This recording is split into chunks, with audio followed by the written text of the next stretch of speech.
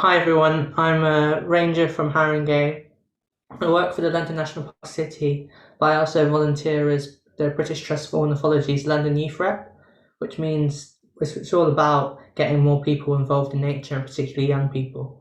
And in part, doing that, I have really started to discover my own local space and get really immersed in sort of the nature I see all year round. So these are just some of the local parks I go to and some of the wildlife I get to see on a day-to-day basis, which has really allowed me to feel so calm during this difficult time period. Um, so one of the first things I believe that prevents people from getting into nature, and certainly something that prevented me getting into nature, is the idea that there is a limited lack of nature in cities and that we don't have lots of diversity.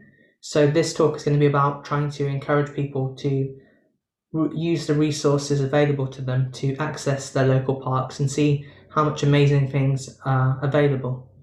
So if you go to the next slide, my local green space is Alexander Palace, and it's a park in Zone 3 London, and yet it's got some of the most amazing wildlife. I've seen over the course of a year tons of kestrels, peregrines hunting. I've watched a magpie rob a fox, which is what you can see, and you can see the fox that I saw on that trip. And I've rushed out the house to see common sandpiper by the reservoir, and I've stayed out in storms counting sand martins. And it's all because when you start looking at your own area in a new eye, you see so much more. And it's also about being able to access the right people. And there's a problem with making these groups a bit cliquey. And I think it's really helped me tremendously through lockdown. And it's been an amazing source to meet tons of new people who share my like-minded interests and are of a similar age. So if you go to the next slide, I wanted to focus on some ways that you can get more involved in nature and access areas. So one of the things I would strongly recommend people who want to know more about birds, butterflies, and pretty much everything else in between is to go onto the London Bird Club. I follow it on Twitter, but also look at their wiki, which every day tells you what birds have been spotted in the local area, which it's been, before I started getting super into Ali Pali, that's where I used to check in the evening and the morning. I'd be going, oh, what's been spotted? Because I can then go out when I'm searching for them and see if I can find them. And another thing to use is Kabir Map, which is amazing. It tells you about all the local sites near you. And even these small little sites can have so much cool wildlife in them. One of my local sites, Crouch End Open Space, which is quite small on the back of a cricket club, had a white letter hair streak, and I got my best views of a white letter hair streak I had in my life. So it just shows that you can go to even a small space and see all sorts of unusual and beautiful things.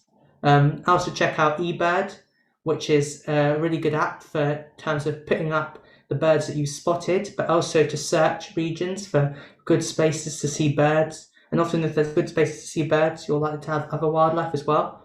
A lot of the people I've known, because of doing all this sorts of activities, I've been able to see foxes close up. I've been able to, hang around grass snakes and all that sort of stuff as a result of just knowing a bit more about my area.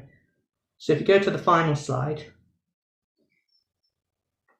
the last thing is about knowledge expansion, because of course, the more you know, the more you see. So one of the things I'd recommend is bird guides and the British Trust for Ornithology's descriptions of birds. So they're often very helpful in terms of telling you how to memorize a bird, what you should do and what you should look out for. And I think that's quite a good starting point, particularly the YouTube videos, which are quite interactive for different age groups.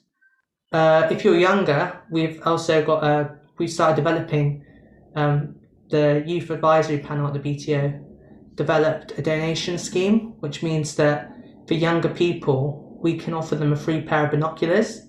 All they have to do is apply on the BTO's website, and then they will be able to, depending on the level of availability, we'll try and give them binoculars so they can expand their interests, because often the price of things can be a bit of a barrier, which is something that we don't want to see. And finally, also about planning walks and stuff. So I know on Sunday, hopefully if it's not stormy weather, we'll be going on a walk on Hampstead Heath, looking for purple emperors, snakes, dragonflies, kingfishers, reed warblers, and that will be for 12 to 25-year-olds. And so again, it's all about getting more young people involved in nature and exploring it further. And there's still so many more sites that I just couldn't mention in 3 minutes, but are definitely worth checking out after this talk. Yeah. Thank you for your time.